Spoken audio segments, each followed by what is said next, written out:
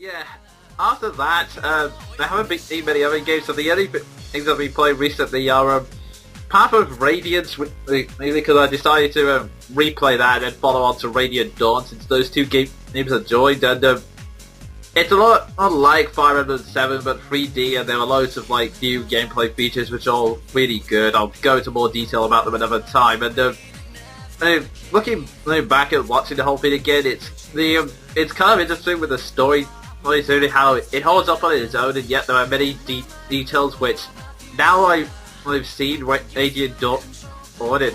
And there are a lot of features that kind of make more sense and are actually kind of interesting to look back on certain scenes. But the one thing I do have slight irritation with going back in the next day is the battle animations. They decided to ground it in some bit more realism, which I would have been fine with if, had I not said in a previous commentary pod, why the hell are Pegasus Knights and Wyvern Riders grounded? You have flying steeds! What the hell is the point of having them on the ground? I mean, God!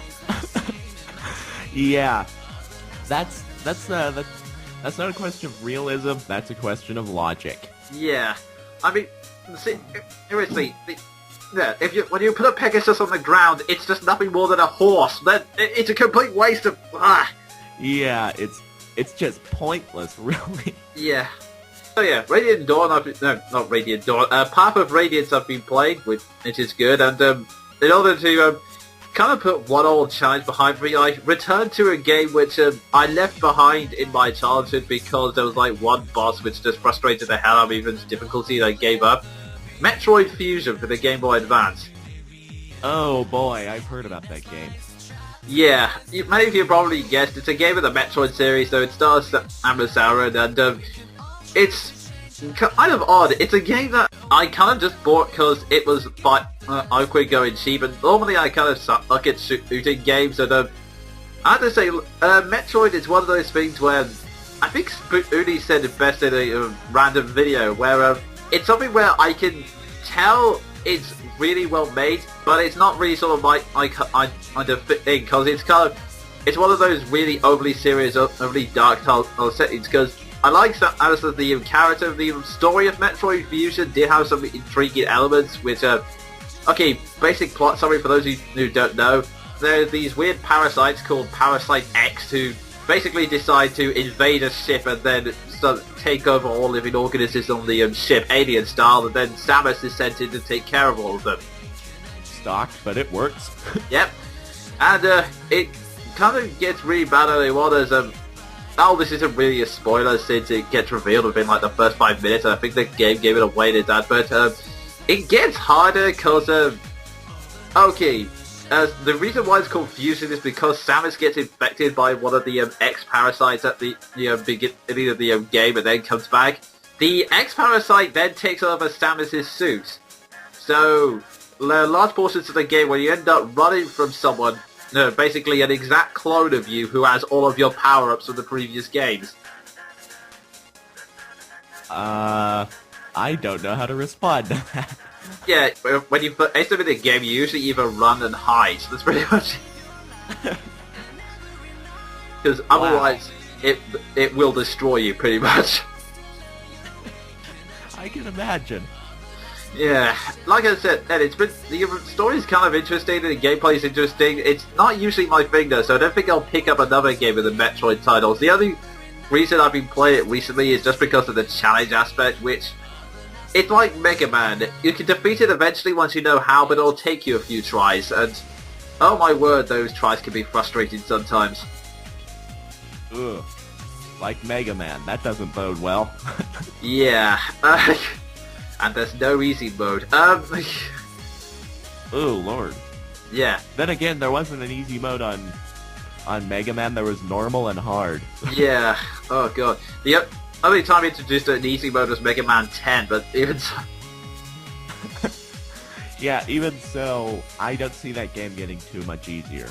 No. Anyway, so yeah, I'm not intending to pick up and get over the Metroid series, which is kind of why that even though it's just been released, I haven't been interested about picking up Metroid Other M. So yeah, I haven't played that. But I have actually been looking at a lot of reviews for Other M, and it's actually been quite astonishing. This is possibly one of the most divisive games in recent memory.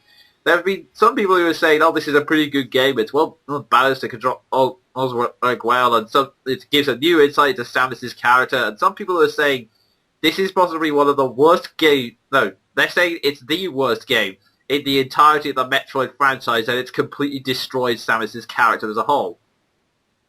Really? Yeah. For those of you who don't know, Metroid Other M is the latest game in the Metroid series, which, ironically enough, takes place in between Metroid 2 on the SNES and Metroid Fusion, which is set at the end of the Metroid timeline. Metroid Other M is just been released on the Wii, and it was a collaboration between Nintendo and Team Ninja. And for this game, they decided to take some interesting turns. They decided to go a bit more into Samus's backstory and sort of allow her to be a little bit more emotional, which I like the idea in theory, especially, and it's kind of especially interesting since, like I just said, I played Metroid Fusion where Samus made some log entries in that game, and she basically said that there was this commanding CEO who died named Adam, and Metroid Other M marks the first in-game appearance of Adam, but yeah, the problem is, like I said, I like the idea in theory, but the way Nintendo have handled it, and yeah, it's Nintendo who wrote this, not Team Ninja. From what I've seen, which is admittedly only about 4 or 5 cutscenes, is that they've kind of gone a little bit overboard in that Samus monologues a lot to herself in her head, and she doesn't really leave anything to subtlety. She'll explain every single emotion she's going through, and there'll be some cases like he says that she always used to, this part sounds so silly, but I swear I'm not making it up. Apparently the Galactic Federation's sign for when they receive an order is a thumbs up, and she always used to give a thumbs down, which could have been interesting if Samus had decided to explain the exact significance of why she did that at the same time, which is... Wow, what is this? I don't even... Yeah. It's kind of just, Samus ends up monologuing a lot and becomes so emotional that she ends up acting nothing like a Metroid, because Samus pretty much acted like the way she did in Super Smash Bros. In all the other games. She was the soldier who focused on the job first, and while she did show emotions occasionally, she was more the type of person who would have the emotion, regain control of herself, and then carry on. So she wasn't a robot, but she was kind of more of the strong but silent character. But then this game came along and decided to reveal emotions, and there is a way to kind of explain this. We are going to play this scene, and since we're releasing it on YouTube again, we are not going to play this scene, and you can watch it on with us, so you can see what I mean by all of this emotion. I would like to point out that Sven has not seen this, have you? No. Okay, I've seen it, Sven hasn't, so his reactions will be spontaneous, mine will be of unfortunate dread. So, okay, mouse over the play button. 3, 2, 1, go. And the scene begins. Generic med badassery. Yep. Ridley arises. Dear God, the scene's loud. Yeah.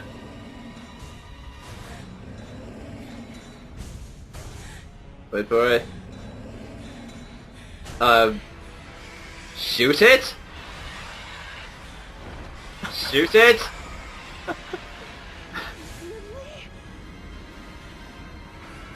Oh, jeez. What? Really? Yeah. She's now paralyzed in fear. But it gets worse. Oh, dear Lord, it gets worse. What the? Samus, do you copy? Yeah. Samus, Samus is even ignoring orders now. Jesus. use your plasma beam. What? What's your status? Samus, do you read me? Oh, gee. What am I watching? Yeah, oh my god, look. Yeah. This is it, folks. And going back into Zero Suit for no reason.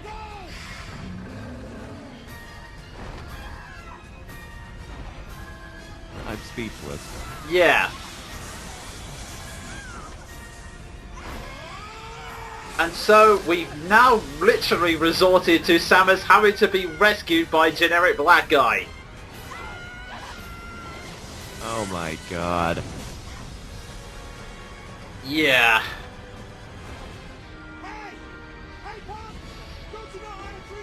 One last thing before... Man, you got no stop. Oh, Jesus. I think I gotta teach you a lesson about Samus. Yeah, Samus can actually fight that guy better than you could if she wasn't pissing that. Oh, God. You do realise screaming "don't do it" is usually what the bystander does, not the freaking heroine! But, yeah, that's enough of that. I'm still watching in horror. So, yeah, folks, that's the reason why it went slightly overboard. Oh my god, 2 minutes 30 seconds in and she finally resorts to shooting him. Yeah.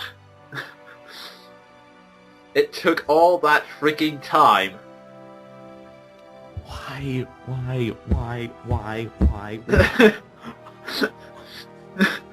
That was me face-palming into my microphone. I know, it's just... To this day it baffles me. I mean, I know some people have tried to defend that scene. Yes, I know Italy killed her parents, and yes, I know this is like the 7th or so time he's been resurrected, but this is also the 7th time Samus has faced Ridley. This isn't like the first freaking encounter. This is... Oh.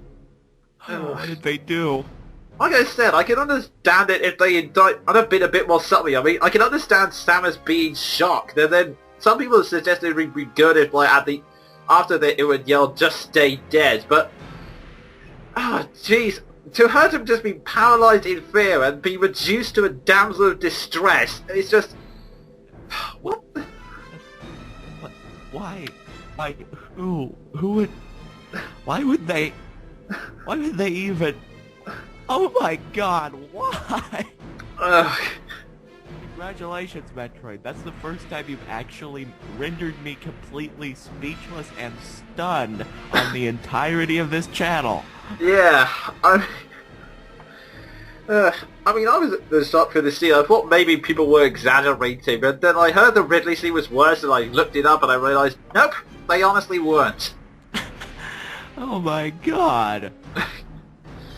I mean, some subtlety, or at least some resemblance of the original Samus would have been nice. I mean, yeah, if this was a prequel and this was the first time Samus has met Ridley or on her first mission, I can understand. But this is supposed to take place after both the SNES games and the Metroid Prime trilogy. What does that say?